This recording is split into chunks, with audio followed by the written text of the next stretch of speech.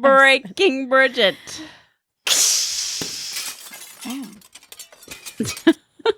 The news cycle. Well, folks, it's been about 2 years.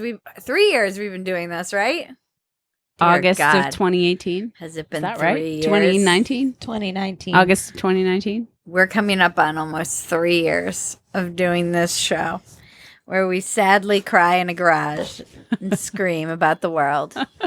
I can't take the news cycle anymore. Long story short, now that I have a new life inside of me, I don't want to be tainting her with these litanies and screamings in the garage. I want to give her a break and give her a nice, hippie, wooed out, like, all right, man, I'm taking baths and lighting candles and like getting ready for you to come into this very wild world.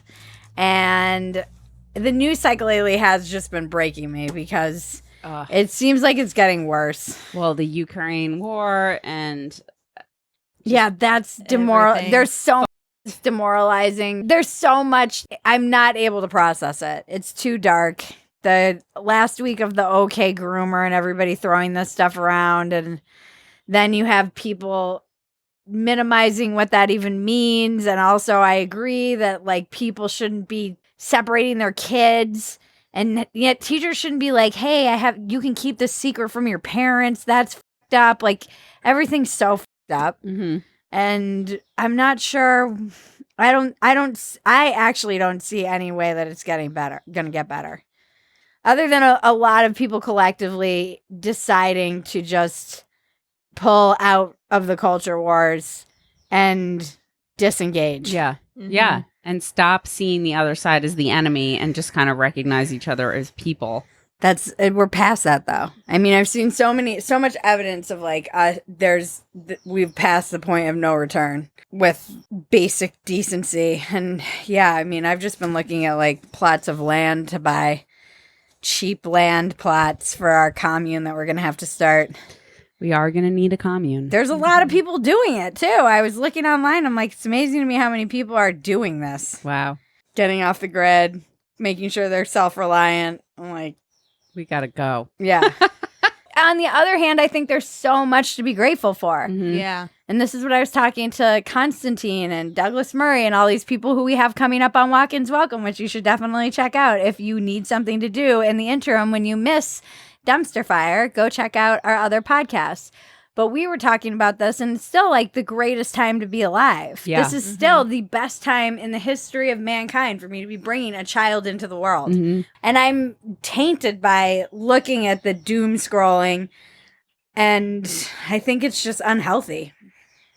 Yeah, I mean, we were talking about it the other day of just like how even a century ago, you had to have 10 kids because you could expect like 3 of them to die. You know, like it's just and like everything went so much slower too. Yeah. So you couldn't like just ingest the darkness of humanity on your scroll feed all day long, every day, and have access to it and be mainlining it and 24-hour news cycles. And you're not just taking this in constantly, telling you that everything's mm-hmm. Everything's not yet. I mean, there's a lot that's Mm-hmm. but it's still better than ever. Right. And that's true of throughout human history. Everything's been for a lot of time. It's just that since we're globalized, we now know what's going on the other side of the world rather than there being a war there or fighting there when people would just be blissfully unaware of it. Yeah. Or hear about it months later. Yeah. Look how big my carrots are, honey. Yeah. Via like a long letter. Uh-huh.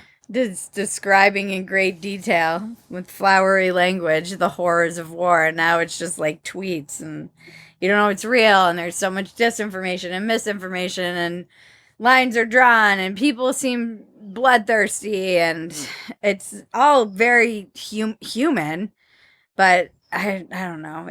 The news cycle is breaking me, and I need a break from it, and it's a perfect time because I'm having a baby. Yep. So I have an excuse. And I'm going to be using this baby as an excuse for all kinds of things. That's the joy of having a baby. It's really the only reason she is having one, so she can use her child as an excuse. Sorry, can't come. I have a baby. But we will miss you. Yes. And we'll hopefully see you on the other side, but we make no promises. We will. We'll be back. We'll see you in June. No, we'll be back because it's like Joe said that time that I was on where I was like, if I had billions of dollars, I would be offline in 2 minutes. He's like, you'd be online in like 3 days. Called me out. He's right. I do need a break, and it's been pretty nonstop we've gone. Yeah. And I think it'll be good to just get some perspective. And like everybody reminds me a million times, when that baby comes, you're not going to care about anything. Mm-hmm. You're not going to care about any of this. And that's what I'm hoping for.